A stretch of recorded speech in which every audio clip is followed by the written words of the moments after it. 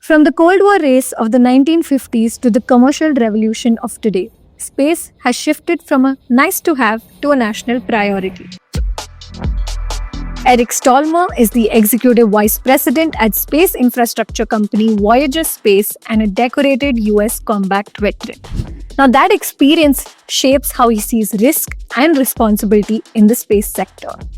In this episode, I talk to Eric about the future of Starlab, a venture led by Voyager, Airbus, and Mitsubishi Corp that is now a commercial successor to the International Space Station.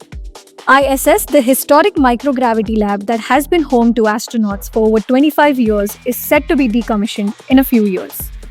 In this conversation, we explore the privatization of space and how startups from Silicon Valley to Bangalore are competing head-to-head with industry giants.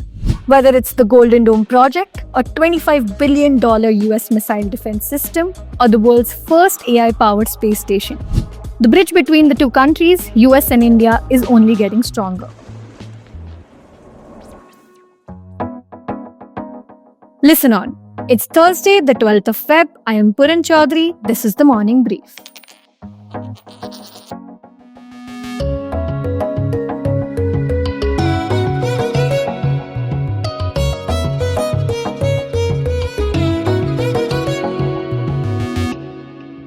Hi, Eric. Welcome to the Morning Brief podcast.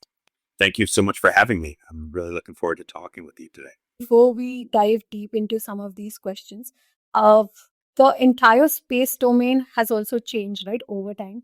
Earlier, it used to be that it's nice to have space technologies. Now it has become sort of a priority, looking at it from a defense perspective or even from the fourth frontier perspective, right? What are your views on this? That's a great question. What we have really seen is an evolution of change where space was always predominantly a government function.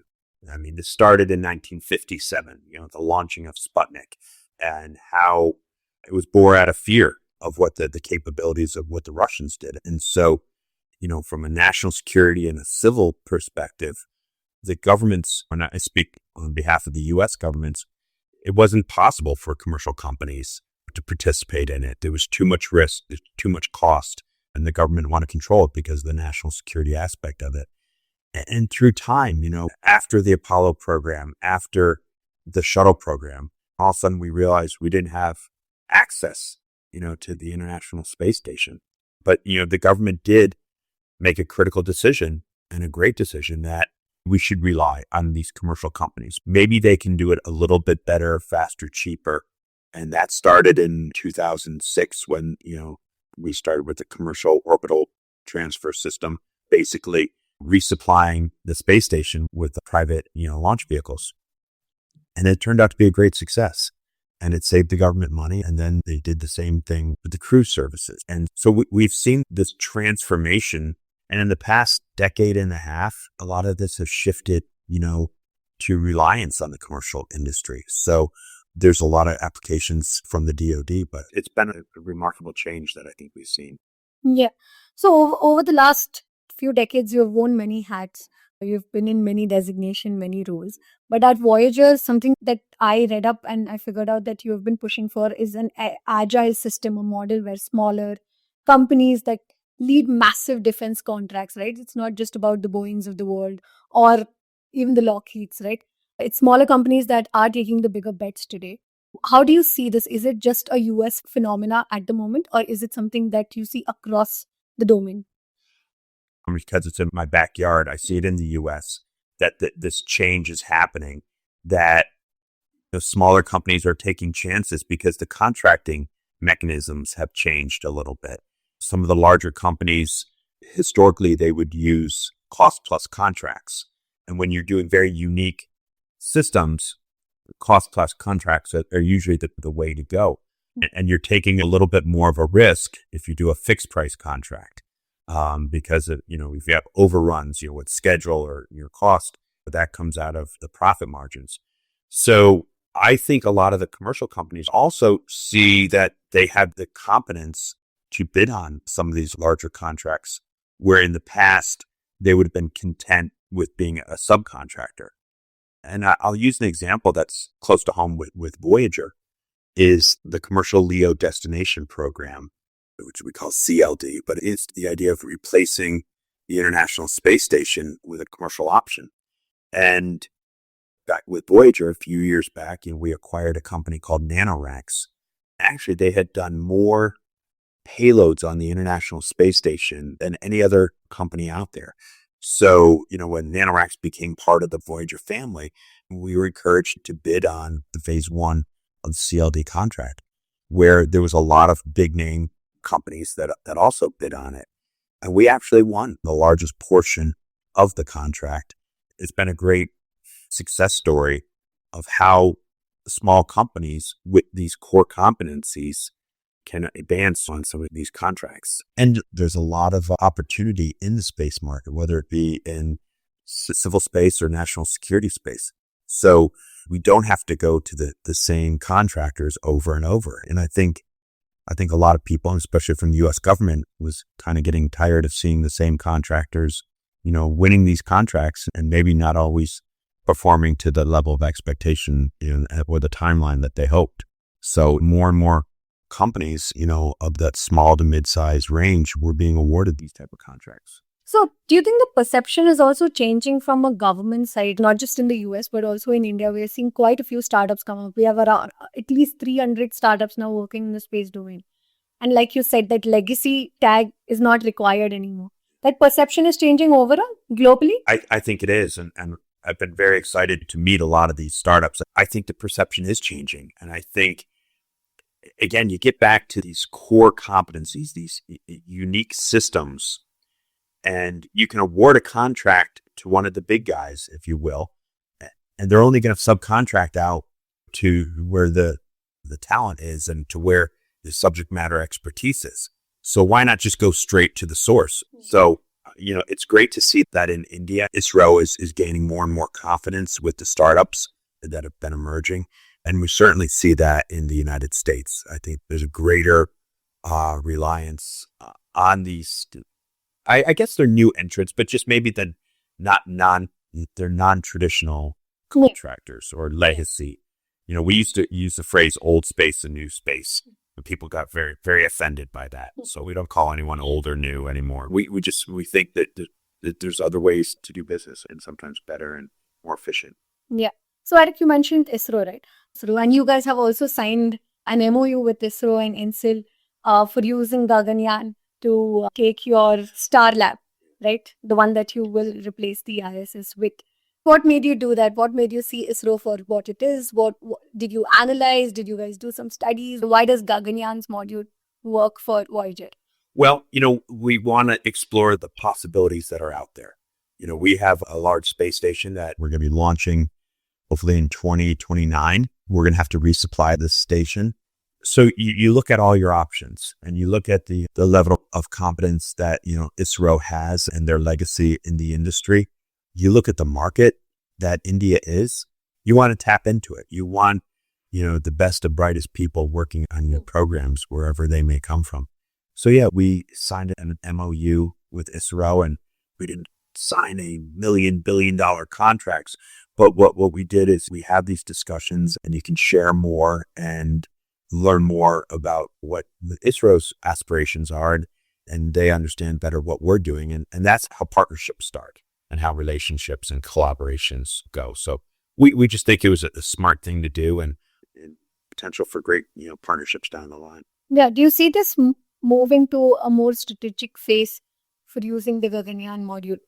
We're in discussions and we've talked with Starlab. We work with Airbus, who has great, presence obviously in Europe and works closely with the European Space Agency. We work with Mitsubishi.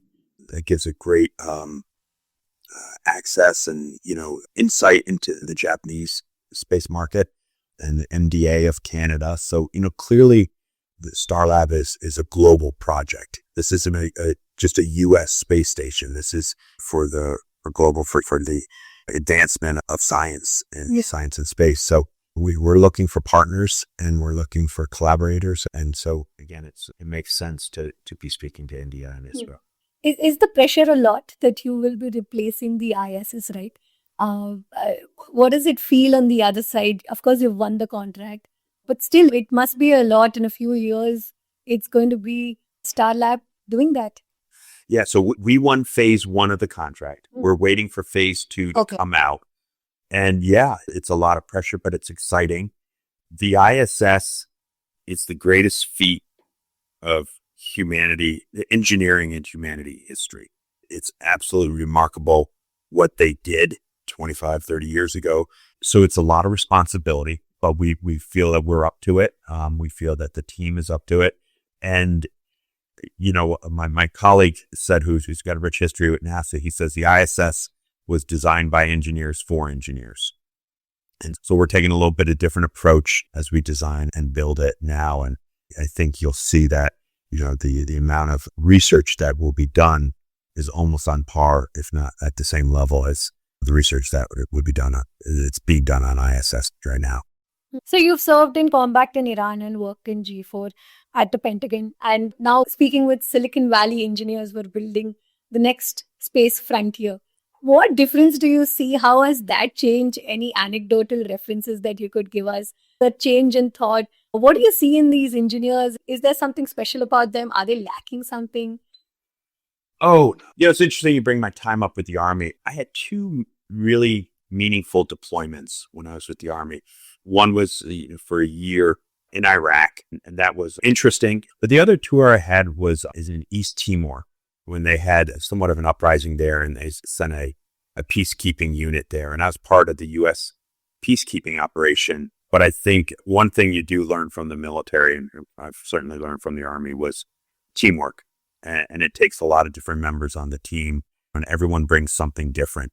And that's something I found at Voyager. We have a diverse team, but everyone brings a little something different to the team that helps us excel in what we're doing. So 2019 to where we're at right now, it's been a remarkable ride. And that doesn't happen by just one or two individuals. It comes with that team effort. And so it comes from the engineers and the investment folks and the marketing, team and everything like that. So that's been rewarding for me. In general, what I am also seeing through some of these startups that I speak to, a lot of them are now positioning themselves as not just a space tech startup or a space company, but also on the defense side of things.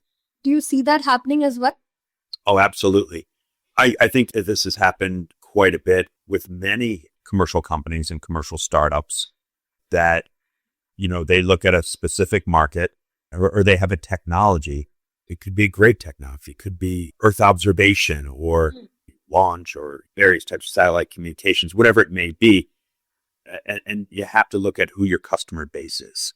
But the idea of like this dual use technology that could be used for commercial applications as well as defense, military applications has been around as long as time. As look at World War II, the troop carriers that were used for the airborne landings became the DC-3, and the Jeep, the famous general purpose vehicle, was now one of the most popular brands of cars in the world. So it ebbs and flows, what the needs of the military is and what the needs and the demand of the commercial sector is.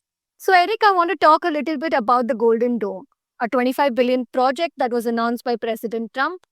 What does it mean for space tech startups and the entire ecosystem? Can you tell us a little more about its implications on startups across the world? Yeah, I think it is. And I think that's a great thing. I think to get, a diverse supplier base and utilizing, again, the best in technology that's out there. And I think as the requirements are becoming more and more defined, we'll know who in that ecosystem will be playing more and what roles they'll be playing. So I think it's exciting. I think it's a great thing for the industry. And I think as it becomes a little more clear on how they will be utilizing, that technology and the various iterations of it, I think it'll be a windfall for Indian companies, for American companies. And I think it'll help the ties that bond, with our two countries, to use the know-how and technology from so many of the great Indian startup companies. Eventually, do you think every country would sort of look at building their own Golden Dome? Do you think that is where space is headed? National security and national defense for every country is imperative, and everyone wants to protect their citizens and their allies. And I think that's critical. I look forward to the day where, we can spend that kind of money on ways, and we do, but that we don't have to worry about how you spend that kind of money on national security systems, but it is necessary. And I think we are spending money also on ways to make humanity better. With the US-India corridor, right? US-India defense corridor, what sort of opportunities do you see, especially from a policy perspective, from these startups getting opportunities? We are also here with a large delegate. What can we expect, and what does it look like in the future from your perspective? So I'm looking forward to what the delegation has to say, tomorrow and the following day, and all the various I'm certainly aware of some of the opportunities, but I don't think we've scratched the surface on all the opportunities that are out there and what policy areas we need to address. I think that's going to be important as our two nations are working closer and closer together. From a civil space perspective, from a national security space opportunity, I think you have two great countries that have two fantastic space programs, and I think it only makes sense for both of the countries to be working closer together. Any views on private capital that is flowing into the space domain? Do you see more of that happening? What sort of opportunities are expected out of this? I think there's a great amount of interest from the investment community. And I think it's evidenced, by the amount of startups, as you say, here in India, and the amount of startups that we've seen in the United States. It's a level of excitement that's going on. And I think people see themselves, more and more tied to the space infrastructure and what space provides on a day-to-day basis. There's always the talk of a day without space and what that means. And for years, people are like, well, that doesn't impact me, but it does. You can't live, you can't operate if you don't have the technology for space. And I think what it's providing, whether we're talking about habitats in space and the microgravity research and the science that's taking place and the medical breakthroughs that we're seeing, but also the technological breakthroughs, the idea that we could have data centers in space and how much better that would be for the environment, for sustainability purposes. So I think the investment community sees this. I think they're very much in tune to what the future technologies are necessary and needed. And I think AI is helping that out very much so. We're seeing a lot of shift. Everyone wants to jump on, Starlab will be the first AI-powered space station. Just saying that alone gives you endless possibilities. And some of the researchers I talked to today at IISC, they're telling me, we're talking about bringing things up to the station, and he said, no, we can do the experiments, all through AI. What mass is necessary, and just the type of research that you can do in space now, but in the near term future it's just remarkable. So I think there's a great investment appetite out there, and I think there's a lot of investors that are looking for the next big thing. And I think there's going to be a pretty big IPO this year. We had our big IPO last year, but there's another company I understand is doing an IPO this year, and I think that's going to generate a lot more interest in investing in space companies. So as the global space industry opens up, it's less a race and more about risk sharing, less competition and more collaboration. Also, the future of space isn't in the hands of giants alone. It will be built by agile players like India that execute big missions with frugal solutions.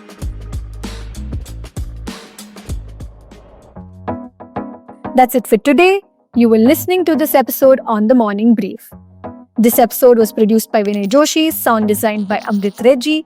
A new episode of The Morning Brief drops every Tuesday, Thursday, and Friday, wherever you get your podcast. This is your host, Puran Choudhary, signing off. Keep listening.